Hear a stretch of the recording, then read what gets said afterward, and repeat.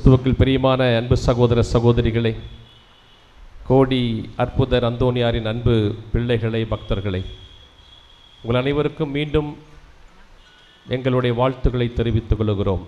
இயேசுக்கே புகழ், இயேசுக்கே நன்றி, மரியே வாழ்க. சத்தமாக சொல்லுங்க, இயேசுக்கே புகழ், இயேசுக்கே நன்றி, மரியே வாழ்க. இதெல்லாம் ஒரு ஜெபம். எப்போதும் இயேசு நாமம் சொல்லிக்கிட்டே இருக்கணும். இயேசு என்னும் நாமம் தான் நம்முடைய வெற்றியின் நாமம், வெற்றியின் வழி, வெற்றியின் படி, வெற்றியின் ரகசியம். நம்ம இங்கெல்லாம் வந்திருக்கிறது காரணமே ஜெபிப்பதற்கு இல்லையா? ஜெபிப்பதற்காக வந்திருக்கிறோம். நம் ஜெபங்கள் வேண்டுதல்கள் கேட்கப்படும் என்ற நம்பிக்கையில் நாம் வந்திருக்கிறோம். அப்போ ஜெபம் ஒரு முக்கியமான ஒரு ஆயுதம். ஜெபம் என்பது ஒரு முக்கியமான வழி. நாம் ஜெபிக்கும்போது நம்முடைய ஜெபங்கள் நேரடியாக ஆண்டவருக்கு செல்லணும் என்பது நமது நம்பிக்கை. ஆகவே தான் நம்ம போய் நின்று பக்கத்தில் நின்று அவங்களை பார்த்து கூர்ந்து கவனித்து ஜெபிக்கிறோம். ஆண்டவர்கிட்ட ஜெபிக்கும் போதும் சரி, அந்தோனியார்கிட்ட ஜெபிக்கும் போதும் சரி, அன்னை மரியாதை ஜெபிக்கும் போதும் சரி, பக்கத்தில் போய் நின்று தொட்டு ஜெபிக்கணும். நான் என்னை தனிப்பட்ட முறையில் அவரோடு உறவு கொள்ள வேண்டும். நான் எனக்கும் அவருக்கும் உள்ள இடைவெளி நெருக்கமாக இருக்க வேண்டும். அவரை நான் தொடணும், அவரும் என்னை தொடணும். அதனால் அவருடைய அருள், இரக்கம், பாசம் அல்லது ஜெபங்கள் வேண்டும் என்னிடம் வந்து சேரணும் என்ற நம்பிக்கை நம்மகிட்ட இருக்குது இல்லையா? நம்ம ஜெபிக்கிறோம், எவ்வளவு அற்புதமாய் ஜெபிக்கிறோம். நிறைய தடவை பார்க்குறேன் நான், அவ்வளவு அருமையாக வேண்டும். ஏன்னா அவ்வளவு பேரும் ஜெபத்திற்காக நான் வந்திருக்கிறோம். எனக்கு தேவை, என்னுடைய தேவைகளை நிறைவேற வேண்டும், என் தேவைகள் வேண்டும் எனக்கு என்று சொல்லி நம்ம ஜெபிக்க வந்திருக்கிறோம். இங்கே கிடைக்கிறது, அவர் கொடுக்கிறார்கள். நம்பிக்கையோடு ஜெபிக்கின்ற பொழுது, வாஞ்சியோடு ஜெபிக்கின்ற பொழுது, அன்போடு ஜெபிக்கின்ற பொழுது அத்தனையும் நாம் கிடைக்கிறது, தடையின்றி கிடைக்கிறது. இயேசுக்கே புகழ், இயேசுக்கே நன்றி. ஆக இந்த ஜெபமெல்லாம் சரி, ஆனால் நீங்கள் ஜெபிக்கிறது சரியா என்று இயேசு கேட்கிறார். நீங்கள் ஜெபிக்கிறது எப்படி ஜெபிக்கிறீங்க? உங்கள் ஜெபங்கள் எப்படி இருக்கிறது? நீங்கள் எவ்வாறு ஜெபிக்கணும்? அன்னை மரியாளும் அப்போஸ்தலர்களும் ஜெபித்த ஜெபம் எது தெரியுமா? யாருக்கா தெரியுமா? அன்னை மரியாளும் அப்போஸ்தலர்களும் ஜெபித்த ஜெபம் எது? இன்றைக்கு நற்செய்தியில் வாசிக்கப்பட்ட இயேசு கற்பித்த ஜெபம் தான். அவங்களுக்கு முன்னாடி ஜெபம் தெரியாது, தனிப்பட்ட முறையில் ஜெபிச்சிருப்பாங்க. நீங்கள் இவ்வாறு ஜெபிக்க வேண்டும் என்று சொன்ன பிறகு அவர்கள் ஜெபித்த வல்லமையுள்ள ஜெபம் இது. தூய் ஆவியானவர் இயேசு உயிர்த்த பிறகு 40 நாட்களுக்கு பிறகு ஆவியானவர் இருக்கிற அந்த பெந்தகோஸ்தே திருவிழாக்கு முன்பு அவர்கள் கூடியிருந்து ஜெபித்த ஜெபம் எது? இந்த வல்லமையுள்ள ஜெபம், வேற எதுவுமே கிடையாது. ஆக இந்த ஜெபத்திற்கு அவ்வளவு வல்லமை, ஒவ்வொரு வார்த்தையும் இயேசுவால் உச்சரிக்கப்பட்டது, நமக்கு ஜெபிக்க கற்றுக் கொடுத்தது. இவ்வாறு தான் ஜெபிக்கணும். ஆக ஜெபத்தில் எல்லாமே இருக்குது பாருங்க. இன்னைக்கு அதில் முக்கியமான அம்சங்கள் எல்லாமே இருக்குது. ஆண்டவரை புகழணும், என்னுடைய தேவைகளை கேட்கணும், என் சகோதரரோடு நான் சங்கீர்த்தனமாக வாழணும், ஒற்றுமையோடு வாழணும், அவர்களை அன்பு செய்யணும், அவர்களை மன்னிக்கணும், நீங்கள் தருவது எனக்கு கிடைக்கணும்.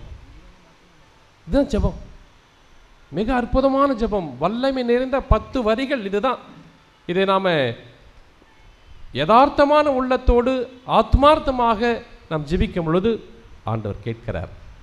அவங்க வல்லமையோடு ஜெபிக்கும் பொழுது தூய ஆவியானவர் இறங்கி வந்தார். இயேசுக்கே புகழ், இயேசுக்கே நன்றி. அப்போ என்ன நடந்தது? அந்த ஆவியானவர் இறங்கிய பொழுது அவர்கள் ஆண்டவரை பற்றி அறிவித்தார்கள், பேசினார்கள். இவர்கள் தங்கள் மொழியில் பேசினார்கள். வந்திருந்தவங்க பல இடங்கள் வந்திருந்தாங்க. அவர்கள் தங்களுடைய மொழிகளில் அதை கேட்டு ஆண்டவரை போற்றினார்கள், பின்பற்றினார்கள். அப்போ எவ்வளவு வல்லமை நிறைந்த ஜெபம்! இதுதான் ஆண்டவருக்கு புரியும். வேற எந்த பேசினாலும் ஆண்டவர் கேட்காது. நிறைய அவர் சொல்றாரு, உங்கள் வேண்டுதல் கேட்கப்படும், உங்கள் சொற்களை அடுக்கி கொண்டே போகாதீங்க. நிறைய ஜெபிக்கணும்னு கிடையாது, நிறைய ஜெபிக்க வேண்டாம். வெளிவேடக்காரர்களை போல் பிதற்ற வேண்டாம்னு சொல்றார். எவ்வளவு அறிவுரை பாருங்களேன். அப்போ எனக்கு கேட்கக்கூடிய ஜெபம் இதுதான், தந்தைக்கு கேட்கக்கூடிய ஜெபம் இதுதான். ஆக இந்த ஜெபத்தை நாம வல்லமையோடு, பொறுமையோடு, ஆத்மார்த்தமாக, பராக்கு இல்லாமல் ஜெபிக்கணும். இதை அன்னை மரியாள் செய்தார்கள், இதை அப்போஸ்தலர்கள் செய்தார்கள், ஆதி கிறிஸ்தவர்கள் செய்தார்கள். நம்ம வணங்குகிற அல்லது நம்ம போற்றுகின்ற புனிதர்கள் ஜெபித்தார்கள். அந்தோனியார் ஜெபித்த ஜெபம் இதுதான். அதை அப்படியே பின்பற்றினார். இயேசுவை, கடவுளை அவர் போற்றினார், புகழ்ந்தார், அவர் சொல்வது போல் நடந்தார், வாழ்ந்தார். அவர் செய்தது ஜெபம், தபசு, பிறர் நல சேவை. இந்த மூன்றும் தவக்காலத்தில் நாம் செய்யக்கூடிய இந்த 3 பண்புகளை வாழ்நாள் முழுவதும் அவர் செய்தார். ஜெபித்து கொண்டே இருந்தார், ஜெபமாக மாறினார். அவர் ஒரு சித்தர். சித்தர்னா கேள்விப்பட்டிருக்கீங்க இல்லையா? முனிவர். ஆக ஒரு இடத்துலேருந்து இன்னொரு இடத்துக்கு போயிடுவார், இங்கேயும் இருப்பார், அங்கேயும் இருப்பார்.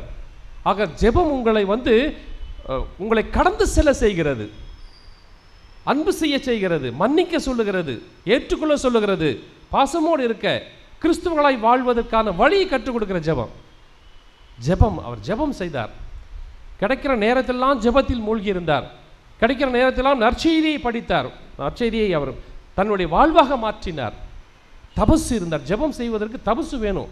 தபசுல ஜெபிக்கவே முடியாது. பட்னியா இருந்து பாருங்க, ஜெபம் சொல்ல தெரியும். கடவுள் தான் கண்ணுக்கு தெரிவார். ஆண்டவர் அதை தான் செய்தார். 40 நாள் ஆவியாரால் பாலைநிலத்திற்கு அழைத்து செல்லப்பட்டார். ஜெபிப்பதற்கு, வல்லமையோடு ஜெபிப்பதற்கு, வல்லமையை பெறுவதற்கு, அப்பாலே போ சாத்தானின்னு சொல்லுவதற்கு. ஜெபம் ரொம்ப முக்கியம். அதுக்கு உதவி செய்வது தபசு. இந்த தபசும் ஜெபமும் எதுக்கு கொண்டு போக தெரியுமா? கடந்து செல்லக்கூடியது பிறரை அன்பு செய்ய, பிறரை மன்னிக்க, பிறரோடு ஒன்றித்து வாழ. இயேசுக்கே புகழ், இயேசுக்கே நன்றி.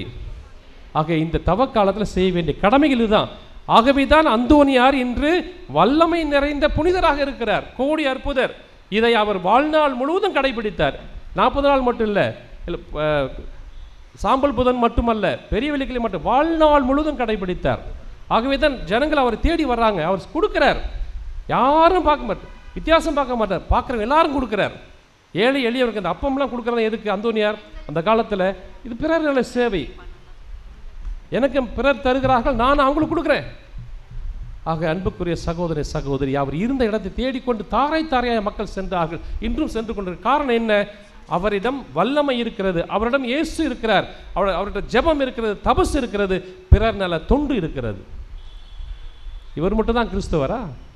நீங்களும் நானும் கிறிஸ்தவர்கள், கிறிஸ்துவை சார்ந்தவர்கள், கிறிஸ்துவோடு இருக்க அழைக்கப்பட்டவர்கள், கிறிஸ்துவை போல் வாழ்வதற்கான வாய்ப்பை பெற்றவர்கள். உண்மைதானே? இயேசுக்கே புகழ், இயேசுக்கே நன்றி. அப்ப நாம் என்ன செய்யணும்? ஜெபிக்கணும், தபசு இருக்கணும், கடுமையான தபசு இருக்கணும். அப்பதான் ஜெபம் செய்ய தோண்டும். இது ரெண்டும் இருக்கும் பொழுது இறைவன் தருகிற அருள் ஆசீர்வாதங்கள் அப்படியே நமக்கு நிறைய கிடைக்கும். நீங்க ஒன்றும் யோசிக்கவே வேணாம். அப்போ நாம் கிறிஸ்தவர்களாய் வாழ முடியும், கிறிஸ்துவை சார்ந்து வாழ முடியும், கிறிஸ்துவோடு வாழ முடியும் என்பதில் ஐயமில்லை. ஆகவே அன்புக்குரிய சகோதர சகோதரிகளே, இந்த அற்புதமான இந்த வேளையிலே, இந்த செவ்வாய்க்கிழமையிலே அந்தோனியாரை சந்திக்க வந்திருக்கிற நாம் அனைவரும் கடவுளையும் சந்தித்து செல்ல வேண்டும். அந்தோனியாரை மட்டுமல்ல, அவரோடு இருக்கிற அந்த இயேசுவையும் சந்திக்க வேண்டும் நாம். அப்போ சந்திக்க தடையே இருக்கக்கூடாது. அப்போ தடையில்லாமல் ஜெபிக்கணும், பராக்கு இல்லாமல் ஜெபிக்கணும், பிதற்றாமல் ஜெபிக்கணும், அடிக்க கொண்டே போக தேவையில்லை. இன்னைக்கு அருமையாக பாடல் பாடினாங்க தேவன் இதில் நற்கருணை ஆசீர்வாதத்தில், குணமளிக்கும் இயேசுவே, குணமளிக்கும், குணம் தாரும், போதும் ஜெபம். பார்த்திமேயு என்ன ஜெபித்தார்? யாரு? தாவீதின் மகனே என் மீது இரக்கமாயிரும். அருமையான ஜெபம். ஞானத்தோடு சொல்லுவோம், வாஞ்சியோடு சொல்லுவோம். இயேசு நமக்கு எப்போதும் கருணையுள்ளவராக, இரக்கமுள்ளவராக இருக்கிறார். ஆகவே நாமும் அவரை போல் இரக்கமுள்ளவர்களாக, கருணை உள்ளவர்களாக இருப்போம். அதுவே நமது விண்ணேற்புக்கு அல்லது நம்முடைய விண்ணரசிற்கு நம்மை அழைத்து செல்லுகின்ற அற்புதமான ரகசியம். இயேசுக்கே புகழ், இயேசுக்கே நன்றி. மரியே வாழ்க. கோடி அற்புதர் அந்தோனியாரே, கோடி அற்புதர் அந்தோனியாரே, கோடி அற்புதர் அந்தோனியாரே. தந்தை, மகன், தூய ஆவியாரின் பெயராலே ஆமென்.